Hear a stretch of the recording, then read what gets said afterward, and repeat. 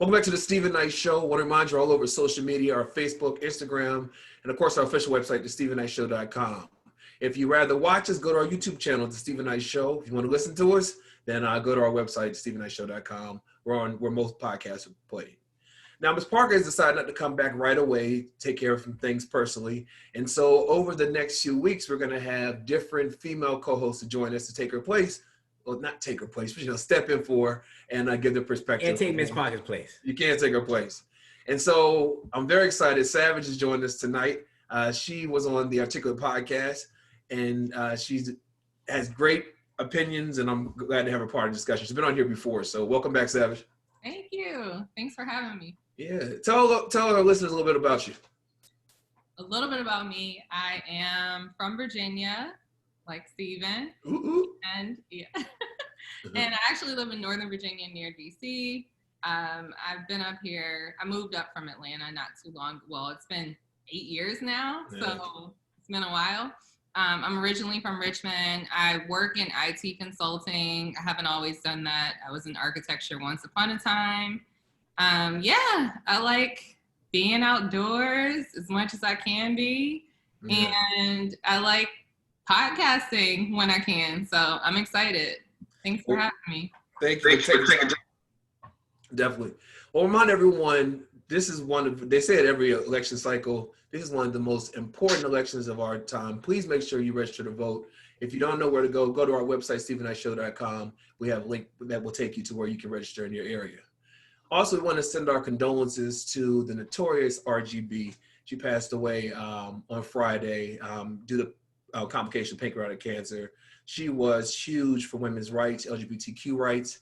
I don't know if you know, but women at one point couldn't have mortgages or have credit cards in their names that they had it with their husband or co-sign with their husband. But of course, she fought against that and so many other things. Savage, as a woman, what is that loss from this giant? What does that mean? It's huge. I mean, I took a moment to really reflect on how much of an impact she had for women. I didn't want to immediately go to the negative thoughts that I had, that would be the third person or the third seat that 45 was able to fill. So I think about signing my first mortgage when I was in my early 20s, all the things I can do as a woman. Yeah. A lot of it we owe to her. So I can honestly say I didn't really dive deep and get to know who she was until she passed away, unfortunately.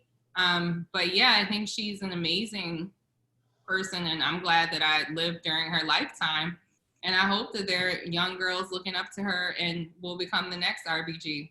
Most definitely. Given a chance, yeah. We'll definitely send the condolences to her family and the people, the hundreds of thousands of people who loved her. All right, so our question of the day. What should be the punishment for someone who still goes out in public after testing positive for COVID-19? I asked this question, I was watching a show today, and there was a student who tested positive on a Friday, and his parents sent him to school on Monday. And some people were saying that they should be charged with attempted murder. I'll let you, Chike, you work in the medical field. What are your thoughts on this? Well, how we operate, what we do is a 14-day quarantine if you test positive, no matter what. And to the point that they actually changed some of our vacation structure, like the time that they give us. They have something on there called a COVID loan, where they give you time to go away if you have to quarantine. I think that should be the standard. Yeah. Nair? What do I think that they should do with people who still insist on going out? Because 28 people, they didn't say if they tested positive, but they had to quarantine as a result of him.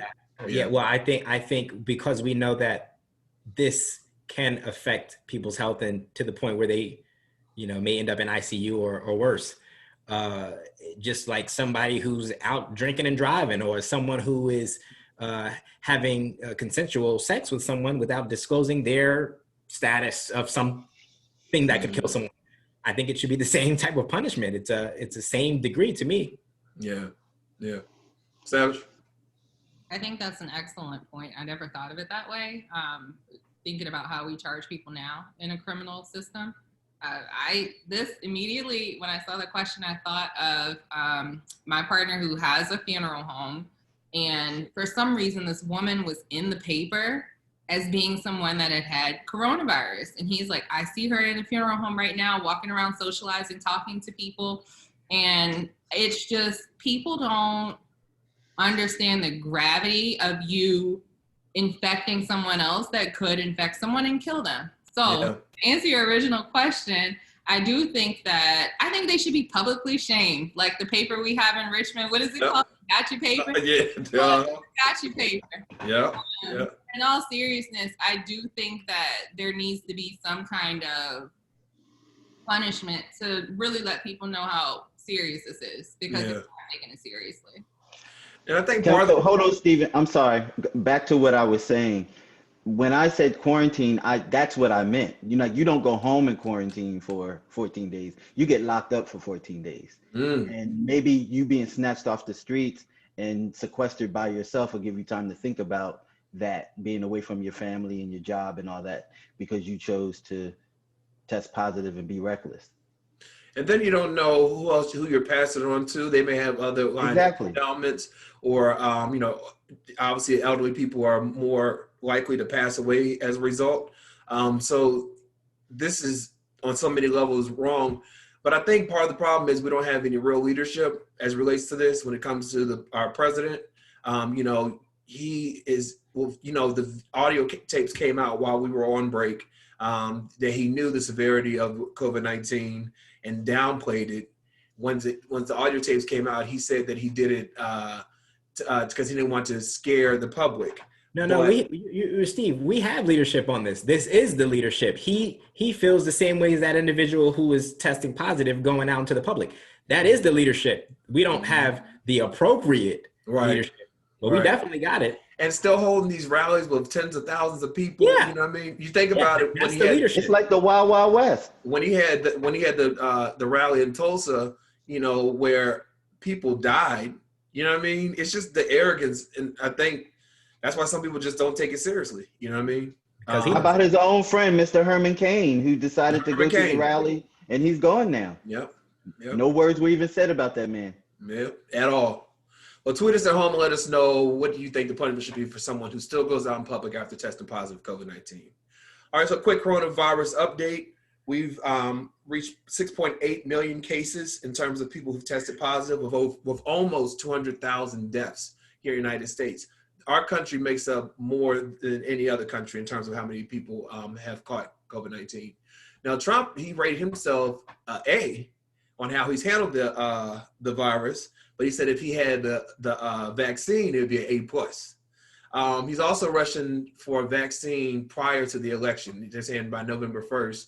But most scientists are saying that it won't be available till mid next year, and that we won't even get back to normal, to some kind of normal, until the end of next year, 2021. I know that we're all trying to find a new normal. We're all trying to live our lives. It's tired of being stuck in the house. Have you found your own niche in terms of how you're operating through this, Savage?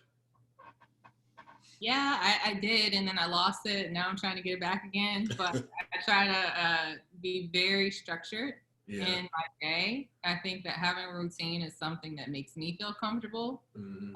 I've also taken on different things. Like I try to cook more and different dishes, and I'm gonna start a business soon. So it's just, I've chosen to kind of bury my head in the sand and focus on myself.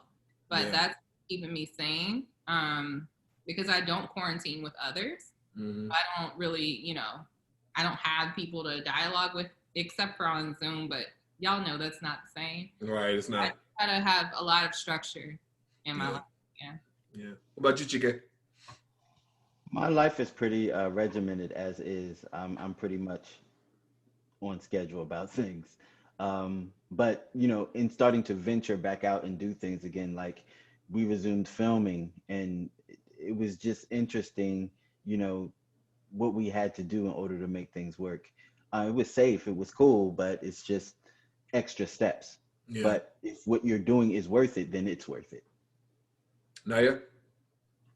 Yeah, same. I'm very routine, and I get up, I start early, so things just seem like they fly by for me. I'm not really bothered, and I'm kind of, this is my style anyway. I know, I know a lot of people hate to say that, but I'm a fortunate body. It doesn't affect me in the way that it affects extroverts. You know, I just actually text messaged my friend, a couple of buddies this the other day, saying that for extroverts, there's a lot of opportunity around this if someone can help solve this problem for them, because they need what they need.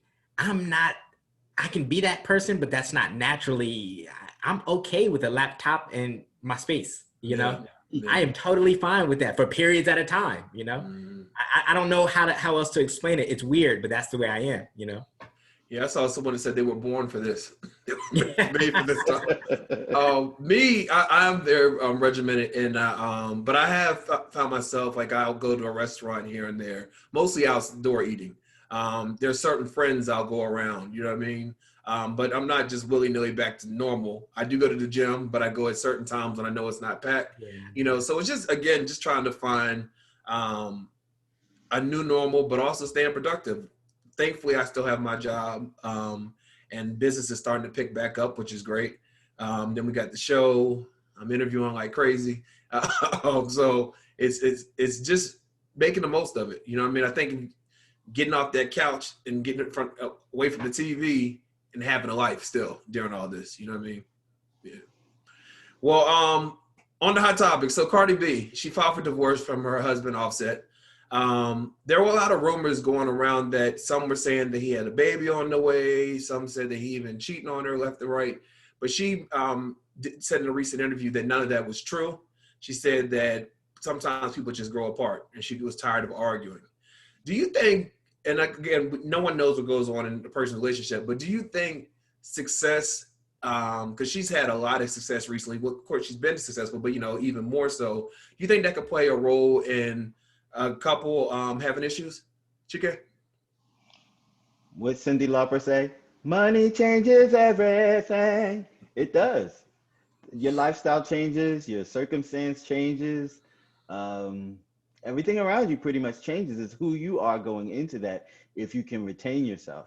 And a lot of people talk about keeping it real, but you, in essence, have to move differently because your life is different. And the people that are around you, if they don't understand that, it's going to cause trouble.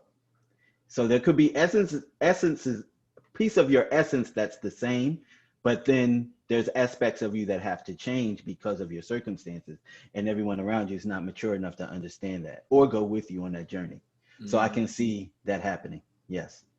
And Savage, Offset, obviously he's successful in his own right, but she's obviously the bigger star in this relationship. Do you think for a man that could be an issue if his woman is the one killing it right now? Depends on the man, but yeah, I think that I'm gonna keep it short. I had a conversation with someone recently about how affluent, like women being affluent and women being powerful, is a new thing. It hasn't been around for generations. Like, yeah, you've had queens, etc., but in terms of normal working people, it hasn't been a thing. So it may have been a situation where that power dynamic didn't work. She wasn't the woman that he wanted to be, or he wasn't the man that she wanted him to be. But I do think that them being in the spotlight certainly made things harder for them based on what I saw. Social media, I thought that really put a strain on their relationship, and she couldn't log off. Like, she's one of those people that cannot log off of social media. So I don't know what contributed to it, but I do think that counseling might have helped. I don't know if they did that and it didn't work, but yeah, I think to your original question, it definitely played a part in them getting divorced, is that he probably couldn't handle the type of fame she had. Yeah. What are your thoughts, Naya? I'm gonna try to keep it short too. All of that, and I mean, Offset is pretty popular too, though. I actually just don't think they really want each other.